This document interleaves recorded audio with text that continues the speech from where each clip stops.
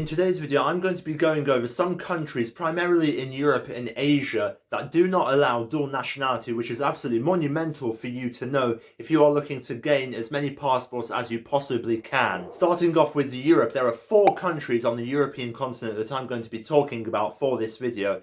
And the first one I have talked about it quite a few times on this channel, that would be the country of Estonia. Estonia doesn't allow dual nationality. You naturalize in Estonia. Chances are they're going to come up to you and say, hey, you've naturalized in our country, welcome, great, you speak the language and all that, you want to integrate into our society, fantastic. But our law is you have to renounce your current citizenship. So let's say you are a British citizen or what have you. Then chances are you naturalize in Estonia, you're going to have to make the choice between, okay, what's more important to you now, Estonian or a British passport?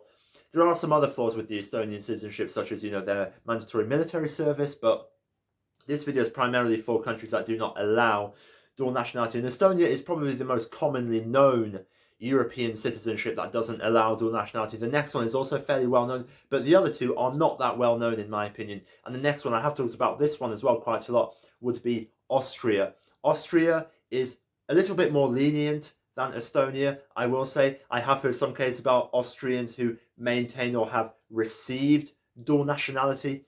So that is good. Obviously, you hear about some celebrities, especially who have American Austrian citizenship. But also, you hear many people talking about how, because of their Austrian ancestry or their Austrian parents, they're able to get Austrian citizenship and also provide a good reason for them to maintain their other passports. So Austria is a famous country that doesn't allow dual nationality. However, that is not in all cases. In some cases, very rare cases, yes, but they will allow dual nationality. However, if you are naturalizing in Austria, chances are you are going to have to renounce your citizenship. Next passport that I'm going to talk about would be the country of Spain. Now, Spain is quite interesting because Spain is where the devils are really in the details, because Spain is a country that on its own doesn't allow dual nationality. However, that is not a global thing. That is not a thing where, okay, you are naturalizing in Spain and you have to renounce no matter where you're from. Spain has a policy where you can only maintain dual nationality if you are a citizen of another country that Spain has a treaty with. For example, the most of these are Latin American Spanish speaking countries. So let's say you are from a country like Mexico or what have you, and you have Spanish ancestry, or you do the 2-year residency and you naturalize in Spain. Okay, that is a way for you to maintain Mexican Spanish citizenship. However, if you are someone from a country like Australia, then chances are Spain is going to say, hey, okay, you're going to need to renounce your Australian citizenship. But when we compare it to Estonia and Austria, Spain is certainly a lot more lenient with dual nationality. You actually do have a chance of keeping your dual citizenship, which I think perhaps you do with Austria, although it is a lot more rare. You do have to be a lot more lucky and provide a very good justification as to why you want to keep dual nationality, you want to maintain all of your passports. And I don't think saying that you think it's a human right because KISS information said so is a good enough reason. But Estonia, I don't think you've really got a major chance to, unless you're some big political figure who probably escaped Estonia while it was still under the occupation.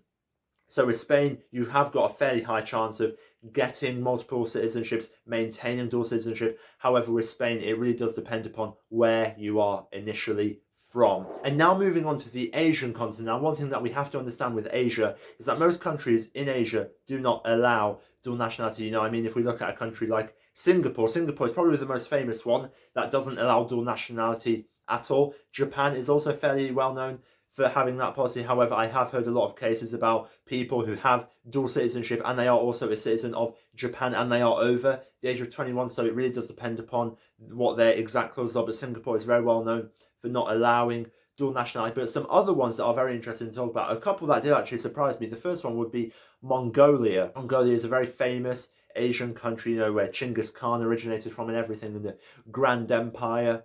But Mongolia doesn't allow dual nationality. Now, yes, the passport isn't that strong anyway to begin with, but I was quite surprised that Mongolia doesn't allow dual nationality. You have a similar policy with a country like Bhutan, the land of the thunder dragon, as they say.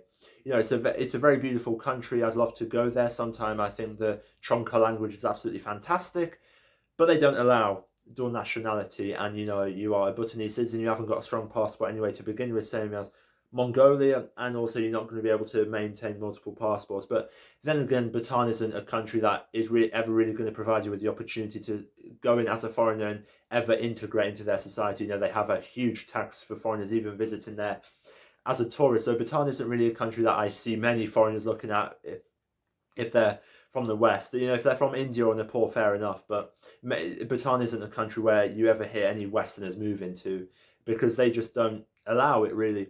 And another one that's worth talking about would be the country of Brunei. Now, I have made a video about Brunei in the past. Brunei is surprisingly a very strong passport. I believe it is one of the only Southeast Asian countries that is on the United States ESTA program. Obviously, you have other countries like Taiwan.